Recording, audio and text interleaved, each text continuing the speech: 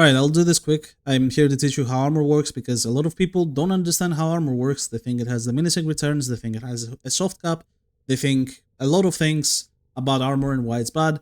And I'm here to tell you why, it's still not the best, but it's not as bad as you think, and you're simply wrong. And I don't know who gaslights you into thinking armor has diminishing returns and all that good stuff. So we have Garuda here. If we go to armor, we hover it, we see 58.3% DR on 420 armor. So if we go and add umbral fiber, now we get double the armor at 840, but we see the armor reduction, it went only a little bit up with the percentage, so from 58.3% to 73.7%. Not such huge increase, and if we add even more armor to 1100, we only see an increase of around 6%, which is not that great. So, because of the percent going up slowly and more slowly and more slowly as the armor goes up, a lot of people have the misconception on armor either having a soft cap or either, not having any point to get more armor after a while. But this is simply not true.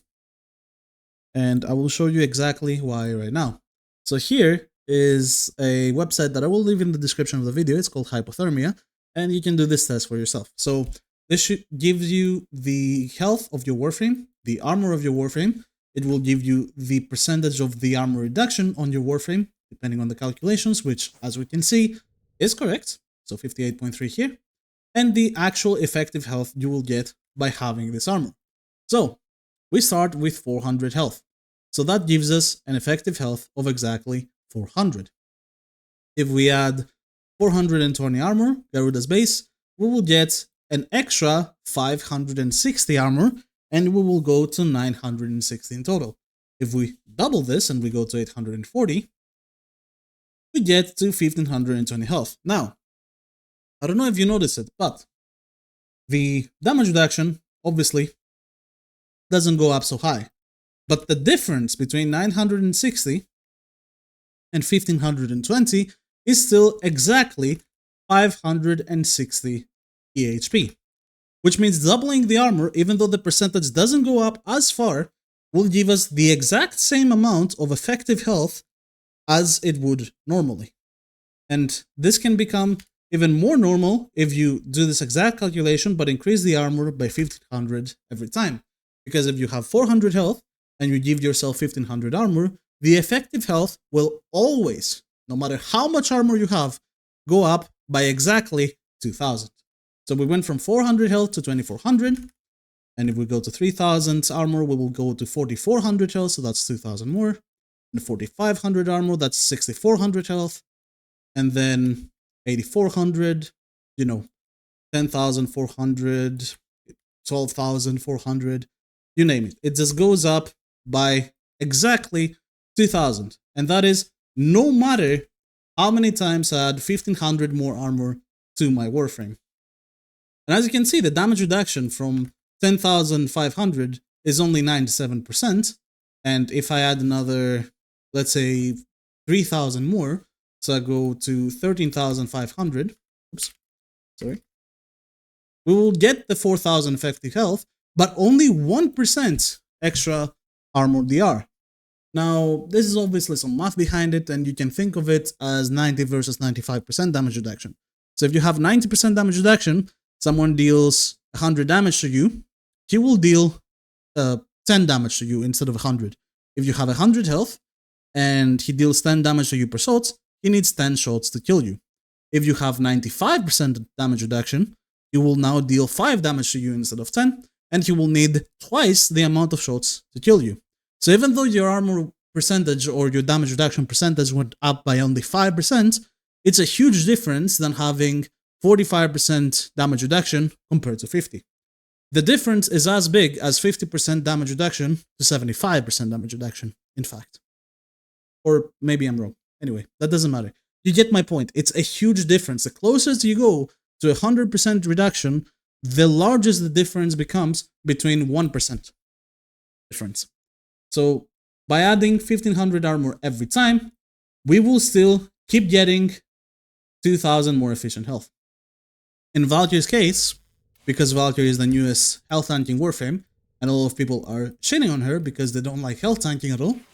If you go for a build like this, for example, which is what I'm gonna go for with extra energy shards, blue shards for energy, I am able to get 3,200 health and around 20,000 armor. And why can I get 20,000 armor? Well, obviously base armor here, Warcry being close to like, what, 230% I think, with bellicose and everything stacked.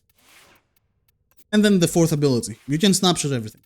And then fortification here, the way it works is every melee kill gives you 210 armor, and it has no cap whatsoever. The only thing that it has is a timer for every stack, which is basically every kill you get is 210 armor, and that 210 armor from the kill has a 10-second timer of its own. So if you get another kill during that 10-second timer, it gets a new timer of 10 seconds, but the old one has its own timer and will run out before the new timer runs out. So if you get 20 kills at the same time, you will have that 4200 armor all at once that will run out at the same time, but if you get it in the span of 10 seconds, then you will start losing stacks. In high enemy density environments, this arcane usually keeps you from 20 to 30 stacks, which means you're well over 4200 extra armor. So these numbers are pretty normal, and 200,000 effective health. So the bombard rockets, the hardest hitting thing in Stillpath outside, of course, of the Blitz Eximus, is 500,000 damage, or around that. You may be like, oh, I still die. Yes, but that is only if you get hit directly with the rocket. Like if it's, I don't know, point blank to you and you get hit directly, that is when it deals 500,000 damage. If it misses a little bit and it hits behind you, you get way less and you can survive it. Every other enemy deals around 40 to 50,000 damage per shot. And with the amount of lifesteal you have on Valkyr, you will never die with this. You will not even have to trigger your passive once. And if you want to be a bit cheesy, because, you know, this build doesn't have adaptation, I don't think I need it, I have health conversion instead. If I don't do health conversion and I do adaptation instead, well, now we're roughly at the same armor, but we have 2 million effective health. So good luck dying with 2 million effective health. I don't know. Whoever says that Valkyr at level cap is bad, they probably have never played a health tank at level cap, or they haven't done level cap in the first place. They don't know what they're doing. And if you think that armor has a cap or whatever after this video, then I don't know, the facts are right here. The website is there, you can test it yourself. You can even test it in game yourself. Valkyr is in game right now, you can try it. But yeah, overall, I don't want people to keep spreading misinformation about how armor works, and I want them to get their facts right. So I wanted to make the video.